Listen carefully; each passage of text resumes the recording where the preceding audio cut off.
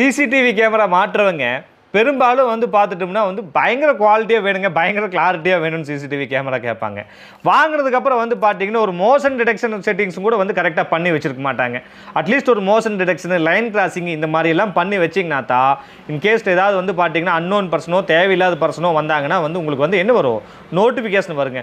சும்மா வந்து CCTV camera போட்டால் போதும், குவாலிட்டியாக இருந்தால் போதும், கிளாரிட்டியாக இருந்தால் போதும்னு சொல்லி போட்டு எந்த ஃபங்க்ஷனையுமே ஆன் பண்ணி வைக்காம இருந்தால் எப்படிங்க? இன்றைக்கி இருக்கிற நார்மல் 1000 ரூபா கேமராலேருந்து வந்து பார்த்துட்டிங்கன்னா எல்லா கேமராலையுமே அந்த ஃபங்க்ஷன் இருக்குது. நார்மலாக இப்போ என்னோடய மொபைலில் வந்து பாருங்கள், கிட்டத்தட்ட வந்து இந்த நோட்டிஃபிகேஷன் சொல்லிட்டு இருக்குது. இதில் பாருங்கள் எவ்வளோ motion டிடெக்ஷனு, sound டிடெக்ஷனு, human டிடெக்ஷனு, vehicle detection சொல்லி போட்டு வந்து பார்த்தீங்கன்னா கிட்டத்தட்ட எக்கச்சக்க நோட்டிஃபிகேஷன் இருக்குங்க. ஸோ நான் அதனால் என்னங்கிறேங்கன்னா சிசிடிவி கேமரா வாங்குறவங்க தயவு செஞ்சு வந்து சின்ன சின்ன செட்டிங்ஸாவது வந்து பார்த்தீங்கன்னா ஃபில்அப் பண்ணி வைங்க. ஸோ இதெல்லாம் வந்து மேண்டேட்ரி. இப்போ வந்து எவ்வளவோ பெரிய ஜுவல்லரியில் போய் திருடு போகுது, ஒரு